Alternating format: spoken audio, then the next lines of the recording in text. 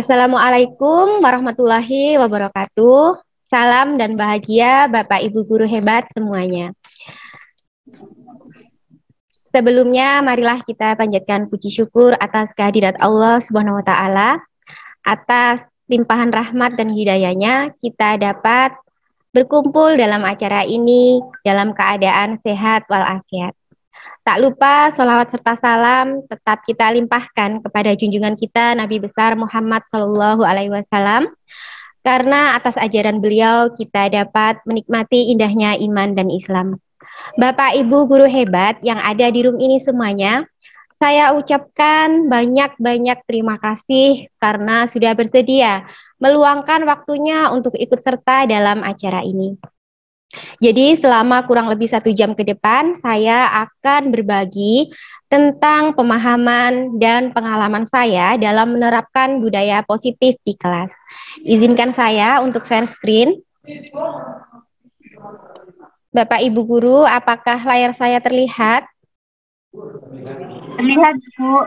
Terlihat bagus. Terlihat, Ibu.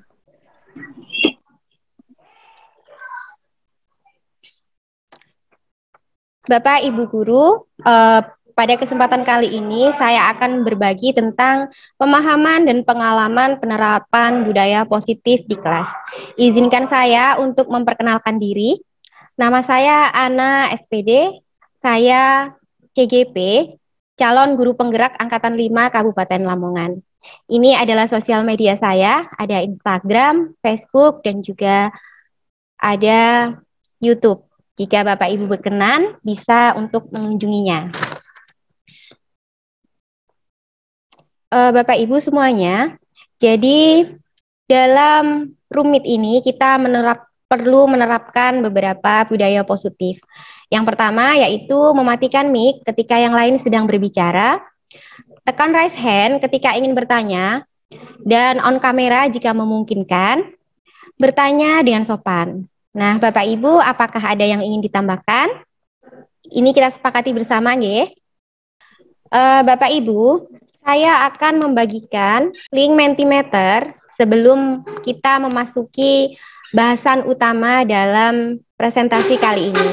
Nanti di sana akan ada beberapa pertanyaan, mohon untuk dijawab. Monggo Bapak Ibu, link Mentimeternya sudah saya kirim di chat, bisa untuk dijawab.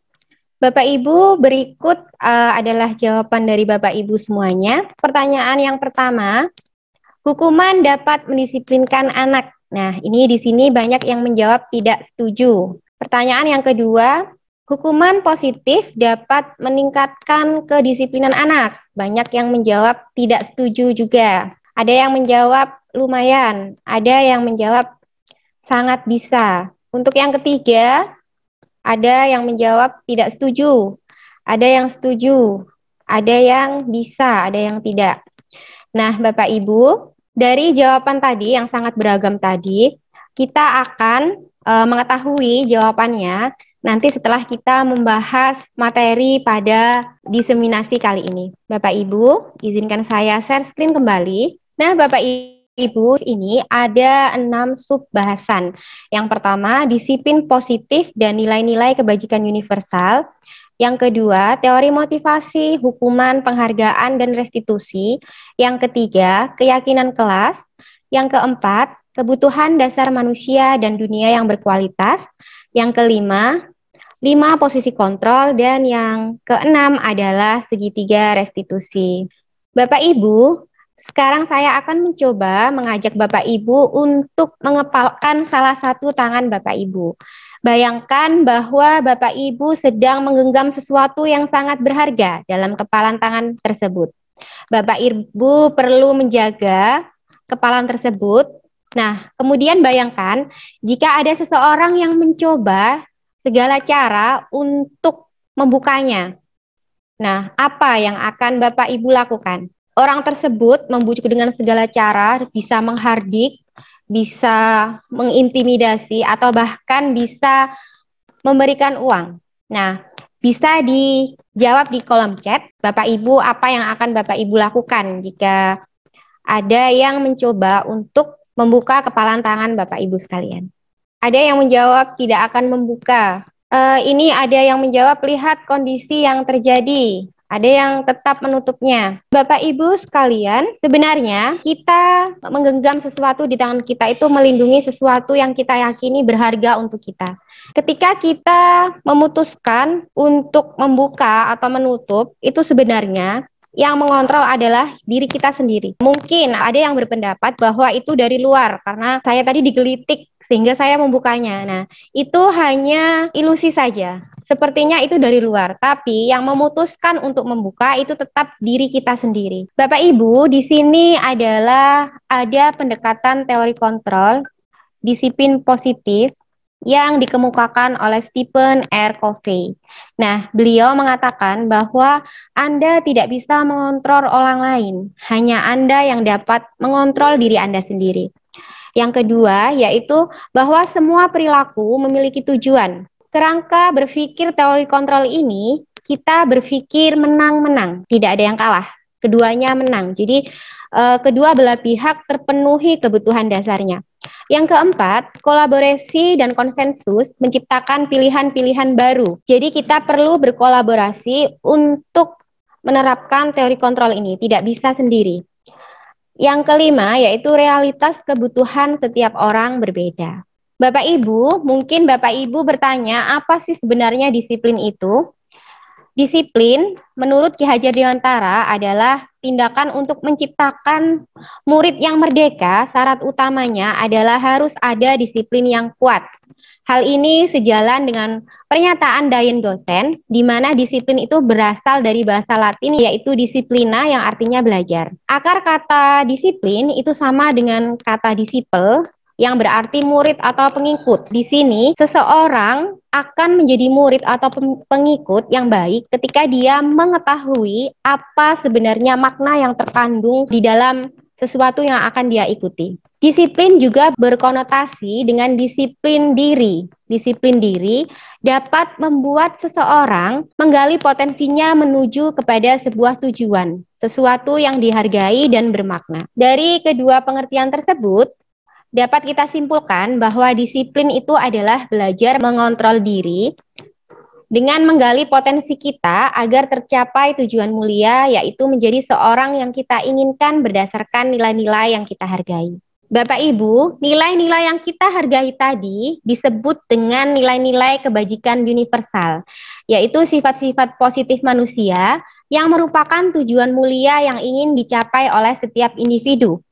Di sini tidak terkait dengan ras, suku, ataupun budaya. Disiplin memiliki tujuan tertentu, jadi setiap perilaku itu adalah memiliki tujuan.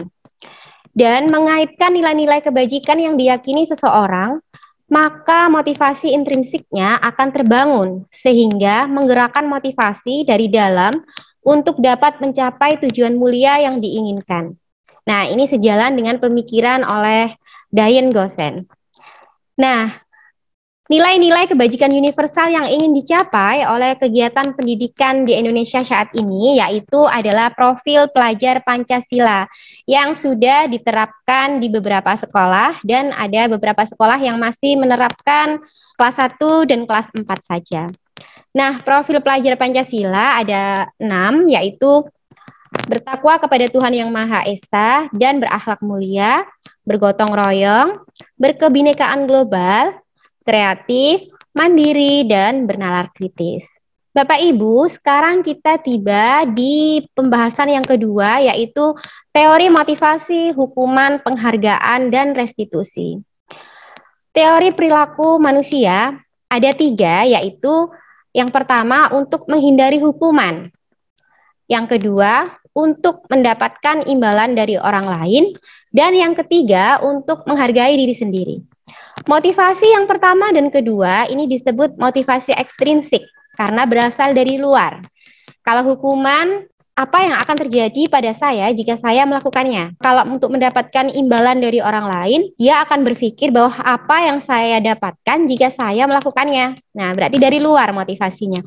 Sedangkan untuk yang menghargai diri sendiri, ini kita sebut dengan motivasi intrinsik, di mana dialog yang terjadi dalam dirinya adalah saya akan menjadi orang seperti apa jika saya melakukannya. Bapak Ibu, saya akan mengajak Bapak Ibu sekalian untuk menyaksikan sebuah video yang akan menampilkan seorang anak yang melamun saat pembelajaran. Terjadi pada tanggal 10 November 1945 di Surabaya.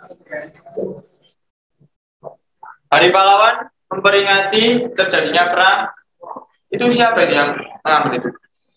Mas, tolong.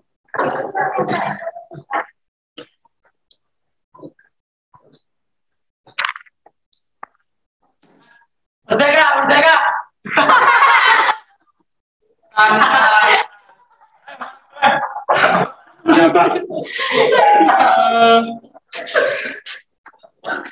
Kami ini ngulangi terus.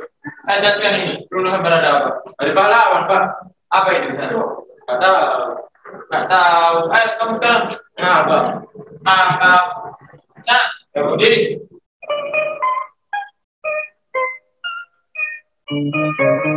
Nah, Bapak Ibu, menurut Bapak Ibu sekalian, apakah yang ditampilkan oleh guru tersebut termasuk hukuman ataukah konsekuensi? Bapak Ibu, halo, apakah suara saya terdengar? Dengar, Bu. Terdengar?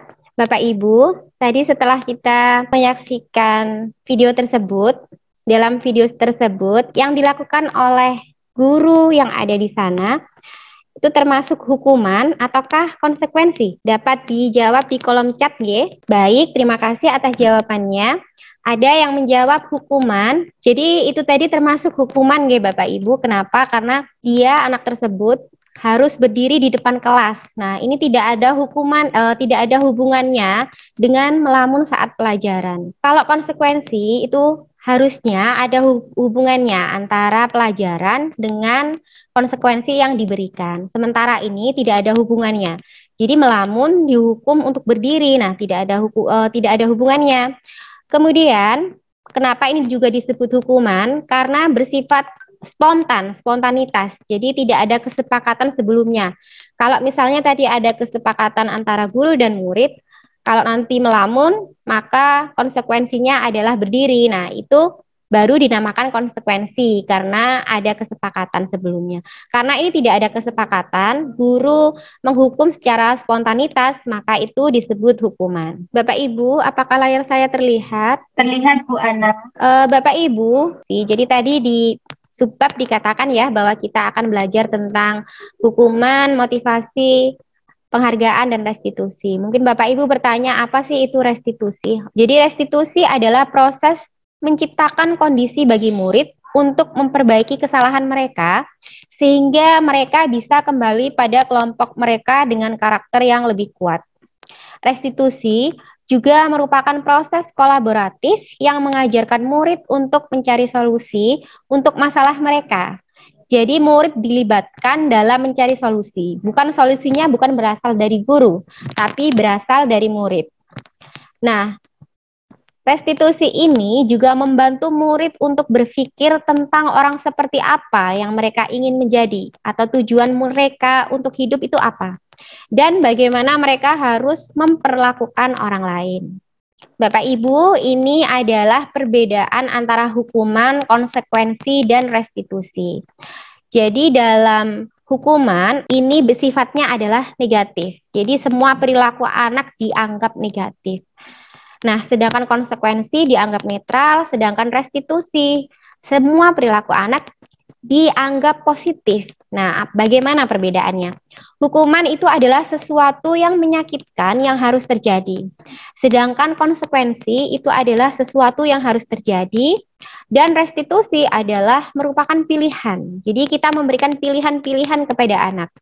Yang kedua, dalam hukuman, anak dibuat tidak nyaman untuk jangka panjang. Nah, karena apa? Karena tadi yang kita lihat ya, bahwa hukuman tidak ada hubungannya dengan kesalahan yang dibuat oleh anak, sehingga mungkin ya ada bapak ibu guru yang menempeleng siswanya dengan buku. Nah, siswa ini mungkin akan teringat terus-menerus. Misalnya gini, pada saat pelajaran anak itu bernyanyi, kemudian bapak ibu guru menghampiri lalu menempelengnya. Tindakan menempeleng ini tidak ada hubungannya dengan anak tadi melakukan kesalahan dalam pelajaran bernyanyi. Dengan menempeleng tersebut, anak itu mungkin akan mengingatnya seumur hidupnya, bahkan sampai dia sudah tidak menjadi seorang murid lagi, bahkan mungkin ketika kita sudah tidak ada di dunia ini, dia akan ingat terus saya pernah ditempeleng ketika menyanyi, dan akibatnya anak tersebut akan malu untuk bernyanyi, tidak akan mau bernyanyi lagi karena tadi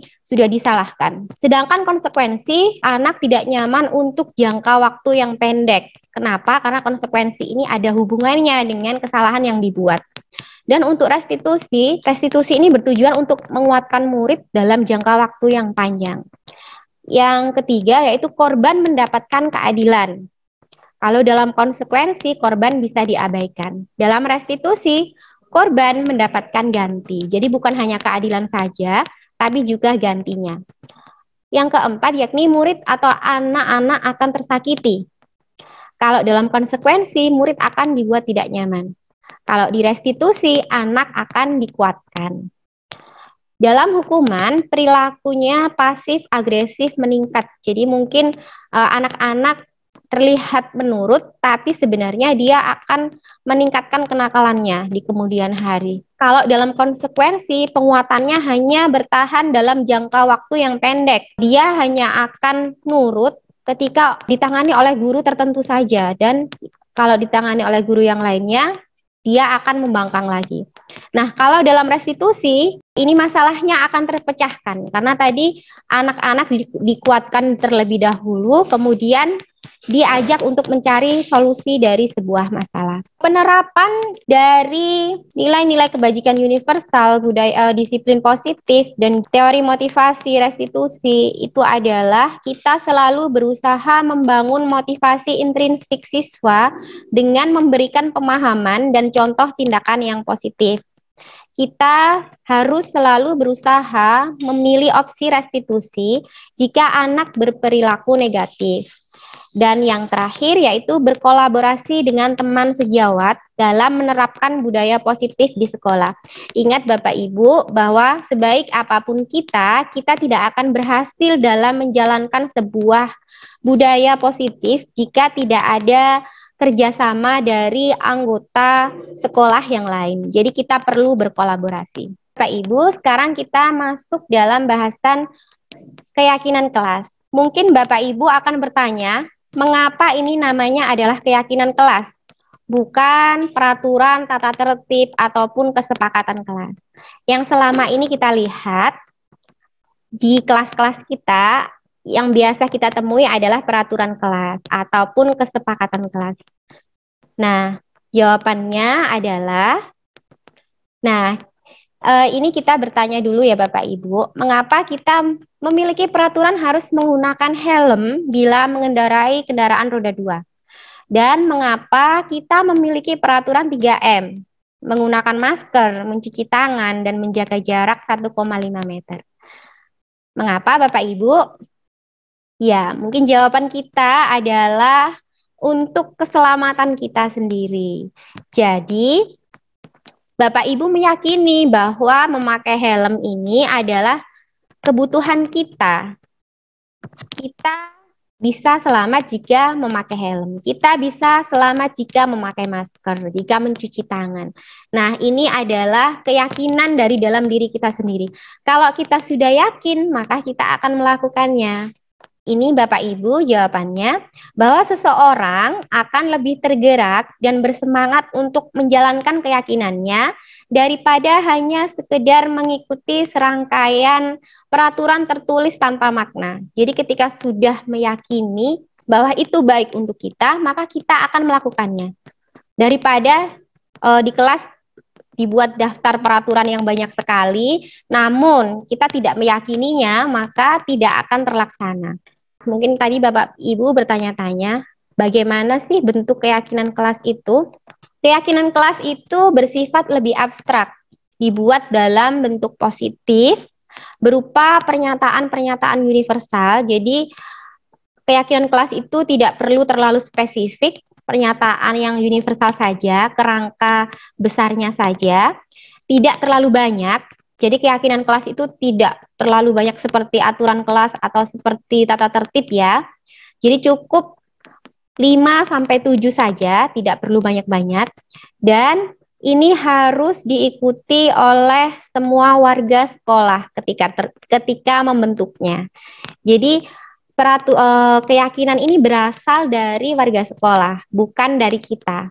Berikut adalah prosedur pembentukan keyakinan kelas yang sudah saya lakukan di kelas saya.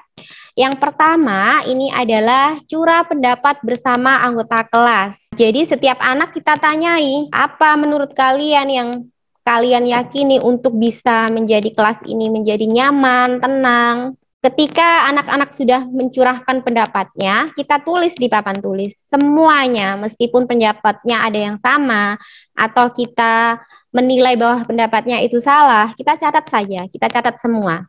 Kemudian mengubah kalimat negatif menjadi positif. Nah, misalnya ada anak yang mengatakan bahwa dilarang terlambat sekolah, Bu. Nah, mungkin bisa diganti dengan datang tepat waktu. Seperti itu. Jadi kita menghilangkan kalimat negatifnya.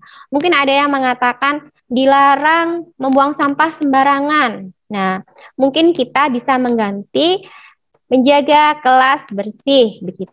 Selanjutnya, kita meninjau kembali, mungkin dari ide yang anak-anak berikan, ada yang sama atau hampir sama, kita jadikan satu. Kita jadikan satu, kita cari kerangka besarnya, kita cari nilai kebajikan universalnya, sehingga peraturan tersebut bisa dimengerti. Contohnya seperti ini, misalnya ada yang mengatakan tidak boleh memanggil nama orang tuanya. Ada lagi yang tidak boleh mengolok-olok teman. Nah, kita bisa jadikan satu karena ini hampir sama ya. Jadi bisa kita ganti dengan saling menghormati. Nah, seperti itu. Jadi kita ambil nilai universalnya saja. Yang kelima yaitu meminta warga kelas untuk menandatangani. Jadi ketika mereka sudah curah pendapat, menuliskannya. Nah, kita minta mereka untuk menandatangani agar mereka berkeyakinan untuk melaksanakannya. Jadi ini di kelas saya, anak-anak saya minta untuk mencap tangan mereka dan kemudian diwarnai. Nah, yang terakhir yaitu menempelkan keyakinan kelas tersebut di depan kelas sehingga anak-anak mudah untuk melihatnya, dengan begitu mereka akan menghafalkannya dan akan dilakukan. Nah, refleksi dari kegiatan yang saya lakukan ini adalah ketika saya menerapkan keyakinan kelas, anak-anak lebih antusias melaksanakan keyakinan kelas.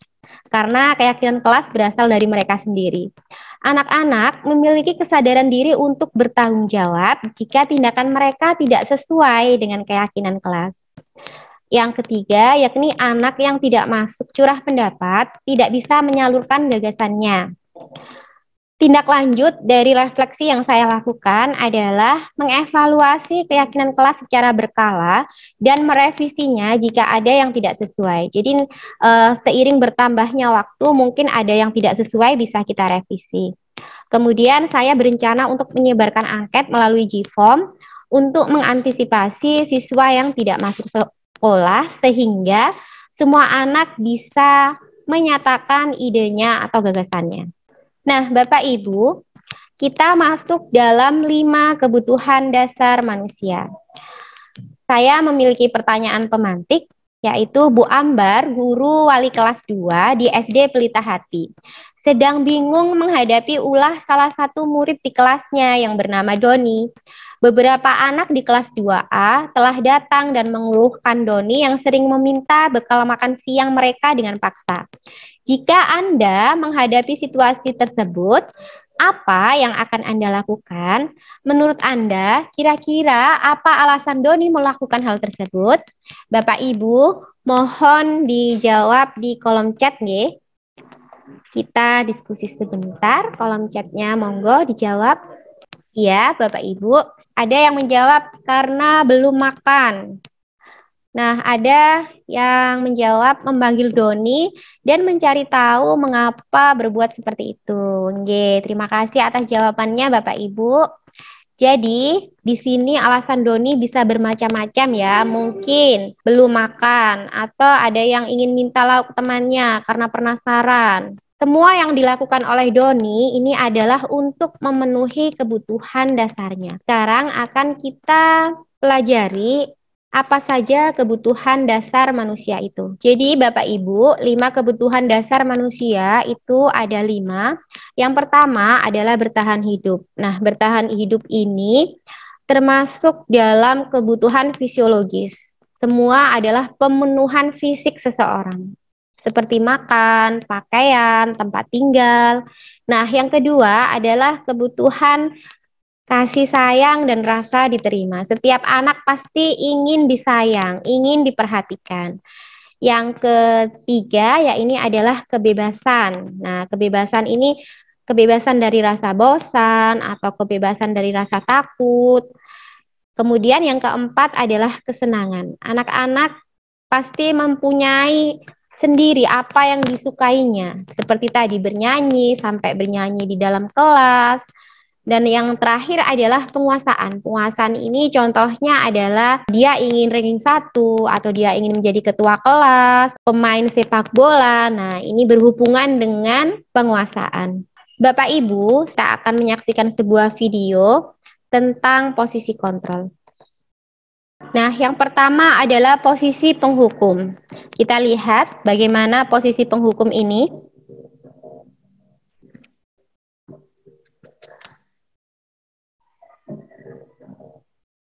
Naren, sini kamu. Selamat pagi, Bu. Selalu terlambat. Kamu deh, pasti terlambat. Maaf, Bu. Saya... Apa? Apa coba? Alasan kamu apa lagi? Kapan sih kamu tidak terlambat? Malas sekali ya kamu jadi anak. Saya... Dasar pemalas.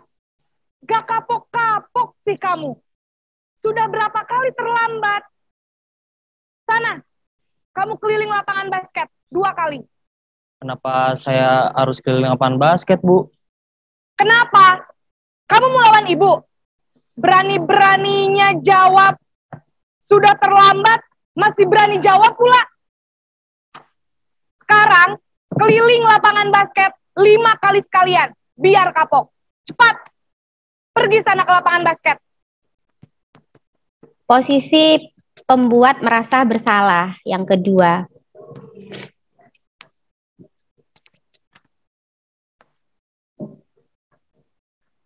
Naren.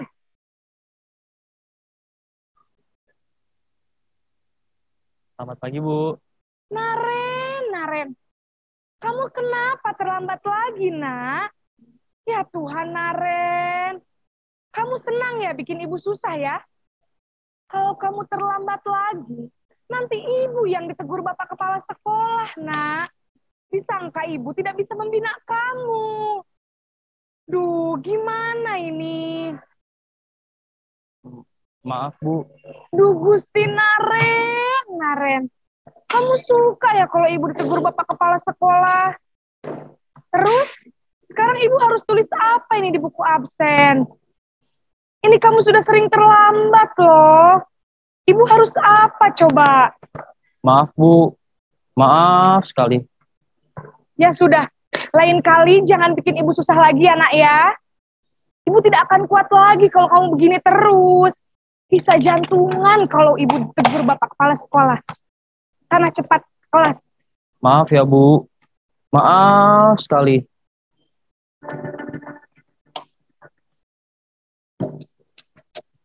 Nah, yang ketiga ini adalah posisi sebagai teman.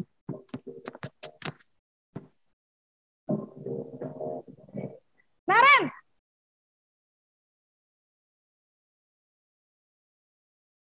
Selamat pagi, Bu.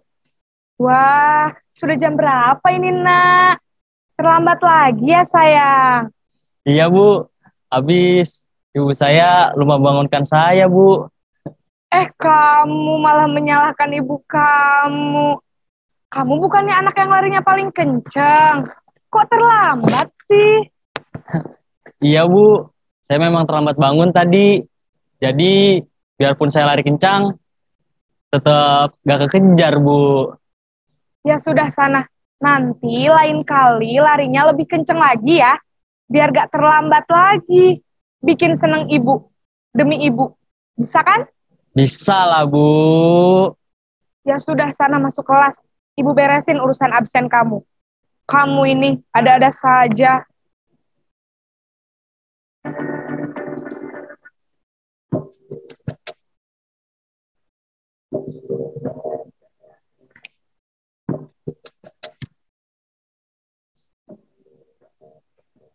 Naren!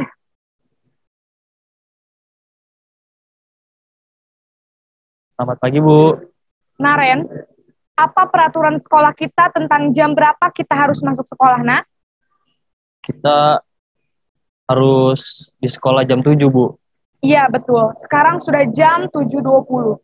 Naren sudah tahu konsekuensinya jika terlambat hadir. Paham, Bu. Saya harus tinggal kelas pas jam istirahat selama 20 menit. Iya, benar. Konsekuensinya demikian. Jadi nanti jam 9.30, pas istirahat, kamu harus tinggal di kelas, kerjakan tugas tambahan untuk ketertinggalan kamu, ya? Baik, Bu.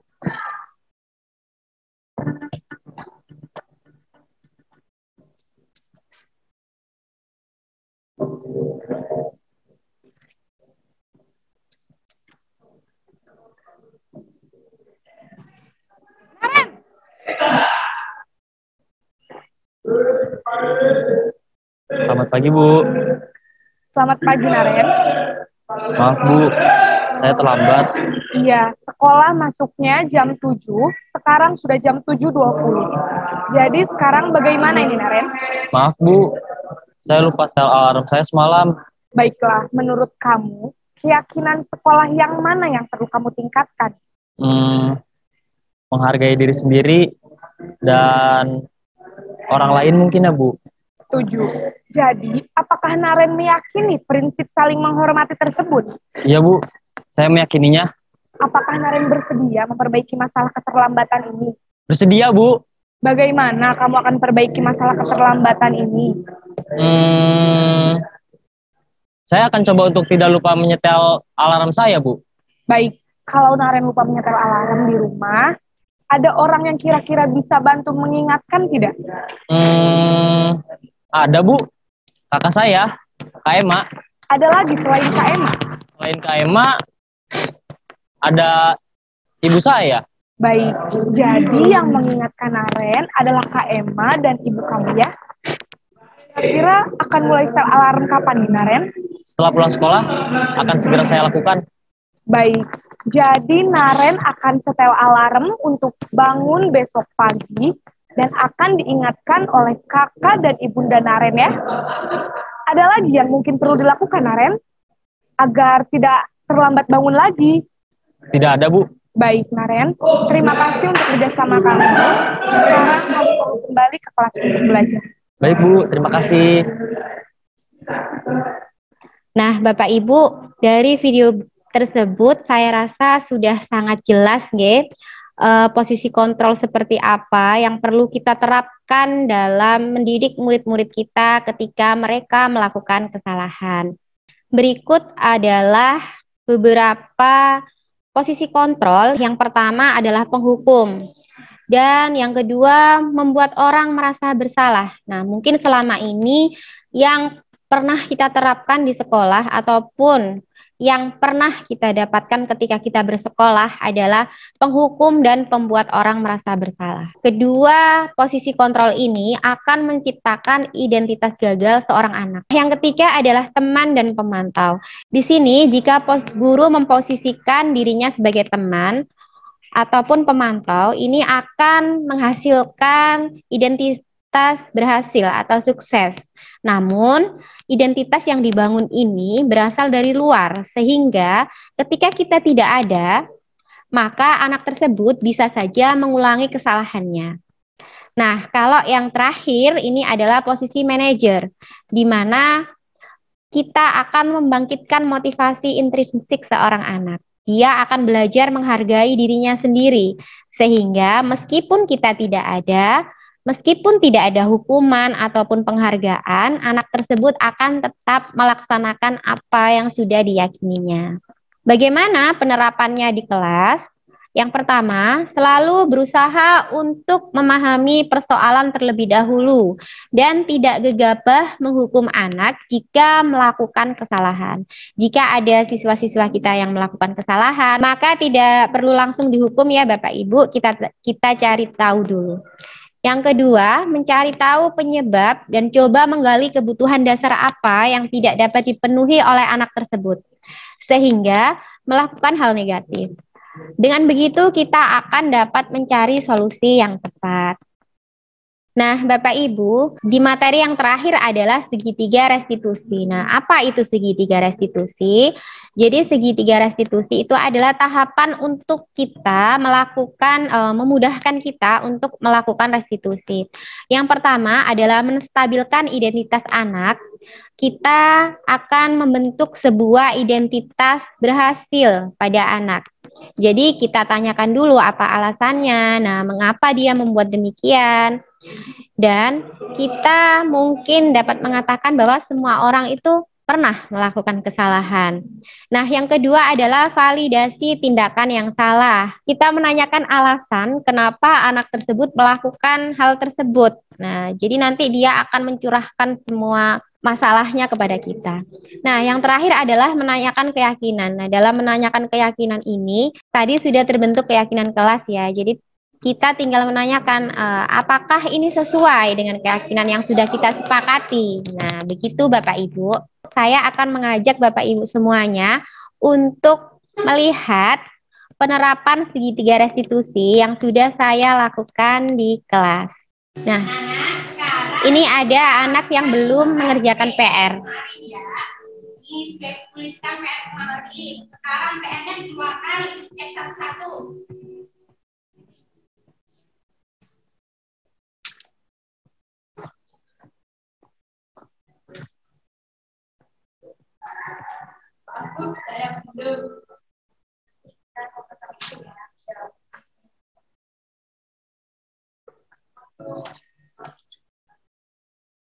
Sekarang kita bahas sama-sama bertulis ya.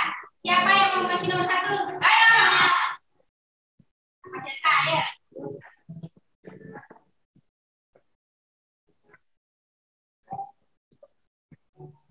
Ya, terus. Dulu. Bagaimana? Siapa yang mau benarkan? Saya. Ya, Said.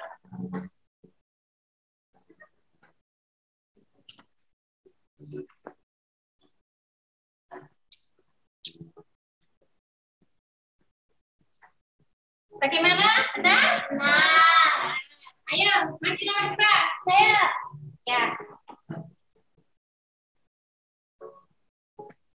Mas Faiz, saya lihat tadi sampean bisa mengerjakan di depan. Ya. Terus kenapa kok kan lupa guru, saya keasikan main game, jadi lupa kalau ada PR. Itu pasti dunia seru sekali ya. Seru sekali. Saya mabar dengan teman-teman dan saya menang. Cita-cita saya menjadi gamer. Ibu tahu, cita-cita itu penting sekali. Namun, apakah yang sampai lakukan hari itu sudah sesuai dengan kesepakatan kelas kita? Tidak sih Bu, saya tahu bahwa menjadi gamer itu butuh ilmu, butuh belajar di sekolah. Kalau begitu, apakah kamu bersedia untuk memperbaiki kesalahan kamu tadi? Bu, saya berjanji tidak akan mengulanginya lagi. Kamu berjanji itu sudah bagus. Namun harus dilakukan dengan sungguh-sungguh ya. Sekarang apa yang bisa sampean lakukan untuk menggantikan kesalahan sampean yang tidak mengerjakan PR tadi? Karena kalau saya membantu Yosa untuk mempelajari materi bilangan bulat lagi Bu, sepertinya Yosa belum mengerti. Terus kapan mau dilaksanakan? Pulang sekolah. Hal ini sesuai dengan kesepakatan kita ya. Bertanggung jawab. Bertanggung jawab. Ya, saya akhiri. Wassalamualaikum warahmatullahi wabarakatuh.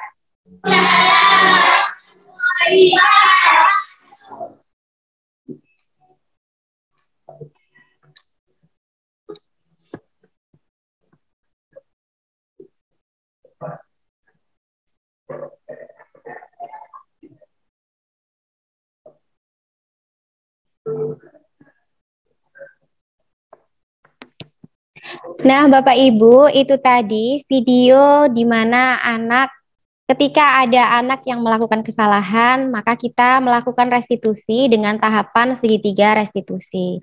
Nah, mungkin tadi penjelasan saya tentang segitiga restitusi kurang jelas, bisa dipahami dalam video tersebut. Bapak Ibu, setelah saya menerapkan segitiga restitusi ini, anak jadi lebih percaya diri, dia mengatakan yang sesungguhnya gitu, apa yang menjadikan mereka tidak mengerjakan PR tadi. Jadi mereka tidak berbohong. Kemudian mereka mempunyai inisiatif untuk menyelesaikan masalah mereka. Jadi kebiasaan orang Indonesia itu jika ada orang yang melakukan kesalahan itu kalau dia sudah meminta maaf, ya sudah, masalahnya dibiarkan berlalu tanpa ada sesuatu yang bisa menggantikan kesalahannya tadi. Nah, itu yang akan menyebabkan seseorang itu mengulangi kesalahannya kembali.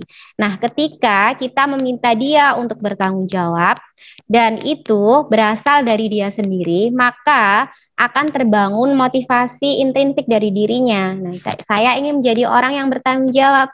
Nah, dia mau mengajari temannya yang tadi tidak bisa memahami konsep bilangan bulat. Nah, begitu Bapak Ibu. Nah, mungkin ada pertanyaan dari Bapak Ibu yang tadi dari penjelasan saya mungkin ada yang kurang jelas. Monggo saya buka sesi pertanyaan. Saya lihat Pak Saiful. Sebentar ya Bapak Ibu. Monggo Pak Saiful barangkali ingin mengemukakan pendapatnya atau mungkin ada yang kurang jelas bisa ditanyakan. Ya, terima kasih atas kesempatan yang diberikan oleh Bu Ana. Apresiasi untuk Bu Ana. Ya, ini paparan yang sangat luar biasa, sangat jelas dan mendetail. Jadi banyak sekali keilmuan yang saya dapatkan dari presentasi Bu Ana ini. Jadi dijelaskan terkait dengan budaya positif ini yang diterapkan atau ditumbuh kembangkan di lembaga sekolah, ya. Ini luar biasa, memang mengawali budaya positif ini dari sekolah dulu. Tadi juga dijelaskan terkait bagaimana penerapan segitiga restitusi untuk untuk mengatasi masalah-masalah yang ada di sekolah agar setiap ada permasalahan ya memang seharusnya kita adakan restitusi biar nanti tidak sampai menjadi masalah yang kronis, sehingga penanganannya kalau sudah kronis itu lebih sulit, sehingga menurut saya memang segitiga restitusi ini perlu diberikan sebelum masalah itu terjadi. Nah, kalau kita ya sebagai guru itu memang banyak sekali permasalahan, bahkan hampir setiap hari ada permasalahan yang muncul dari siswa. Nah, dalam menangani kasus itu ya sebenarnya guru itu rata-rata sudah menerapkan tahapan segitiga restitusi itu, cuma namanya aja yang belum kita ketahui. Namun penerapannya itu hanya sekedar di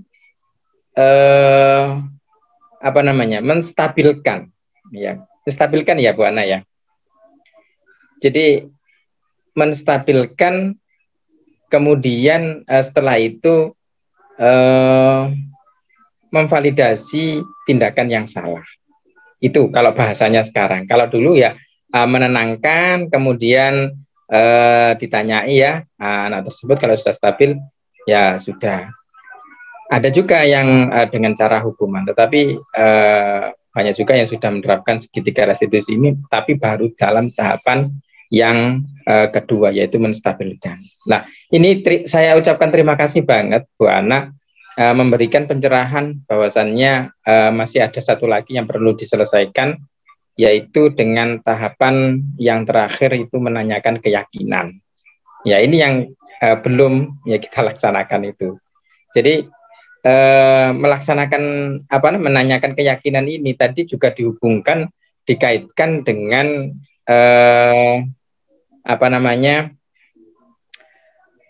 keyakinan kelas. Nah, jadi ini nyambung semua itu loh. Jadi ya materi yang luar biasa dan pemaparan yang luar biasa. Saya hanya menanggapi dan mengapresiasi saja Bu Ana. Saya tidak bertanya karena saya rasa ini sudah komplit. Saya bisa meresapi, jadi ilmunya bagus banget. Ini nggak kalah dengan asesor nasional ini ya, luar biasa. Terima kasih ilmunya Bu Ana. Saya hanya menyampaikan terima kasih aja Bu Ana, nggak bertanya Pak, kali ini. terima Karena sudah komplit. kasih Ya, atas itu aja dari saya. apresiasinya. Nggih, Pak, terima kasih atas apresiasinya. Bu Eka, saya persilahkan. Baik, Bu, terima kasih. Ibu tadi sudah menerangkan dan memaparkan secara jelas sekali, Bu. Namun ada di benak saya itu, Bu. Seandainya saya kan memang sudah menerapkan keyakinan kelas ya, Bu. Maaf, suaranya terdengar, Bu. Bu Ana, suara saya terdengar. Nggih, Bu, terdengar, cuman agak sedikit putus-putus begitu. Putus. Ya. Jadi kalau misalnya menerapkan keyakinan kelas ya, Bu ya. Setelah itu ada anak yang ternyata seperti melanggar, Bu ya, tapi maksudnya ya, perilakunya itu tidak sama dengan nilai kebajikan atau profil pelajar Pancasila, namun tidak ada tulis keyakinan kelas atau butir-butir keyakinan kelas yang dibuat mereka di kelas gitu, Bu. Nah, seandainya seperti itu, bagaimana ya Bu Ana sebaiknya? Terima kasih, Bu. Nggih, terima kasih Bu Eka atas pertanyaannya. Jadi pertanyaannya saya bacakan kembali, nggih. Jika ada anak yang sudah membuat keyakinan kelas, jika sudah kita bentuk keyakinan kelas, tapi anak tersebut tetap melanggar, bagaimana apa yang akan dilakukan? Begitu nggih Bu Eka?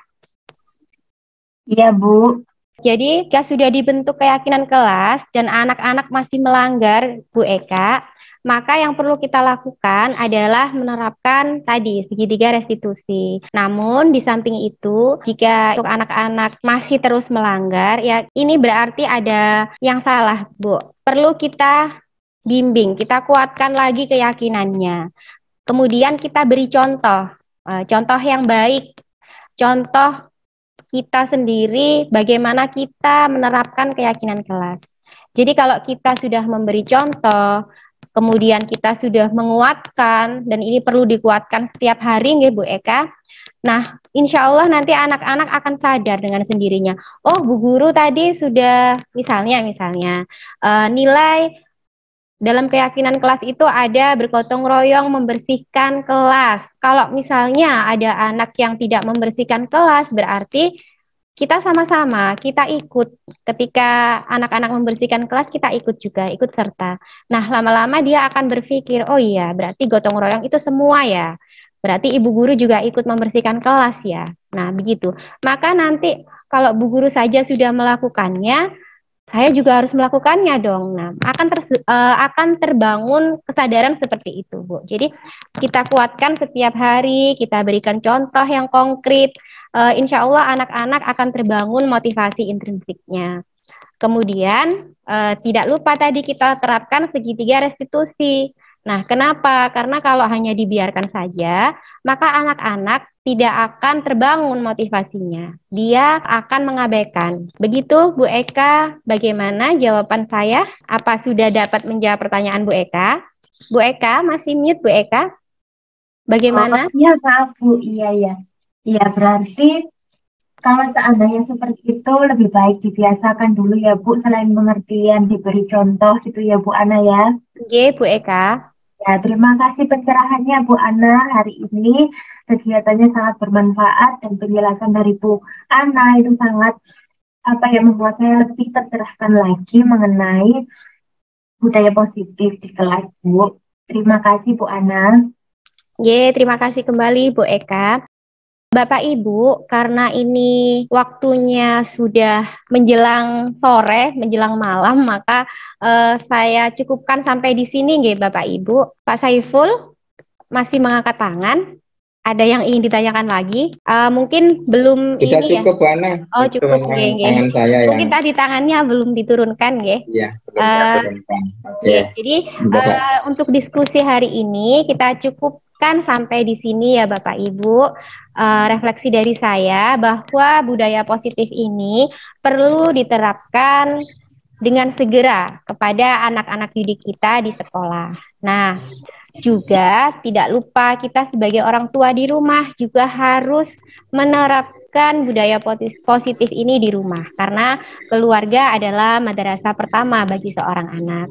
Nah, Bapak Ibu, sekian yang dapat saya sampaikan. Jika ada kata yang salah, saya mohon maaf yang sebesar-besarnya. Akhirul kata, wassalamualaikum warahmatullahi wabarakatuh. Waalaikumsalam warahmatullahi wabarakatuh. Foto dulu. Oh, nggih, foto dulu Bapak Ibu. Nggih. Monggo Bapak Ibu yang bisa mengaktifkan kamera mohon dinyalakan, kita foto dulu. Bu Eka mohon bantuannya untuk memfoto Bu Eka. Sampun Bu Eka. Terima kasih Bu Eka sudah dibantu untuk memfoto. Terima kasih Bapak Ibu bisa off kamera kembali. Nah Bapak Ibu saya ucapkan banyak terima kasih atas kehadirannya. Bapak Ibu bisa live.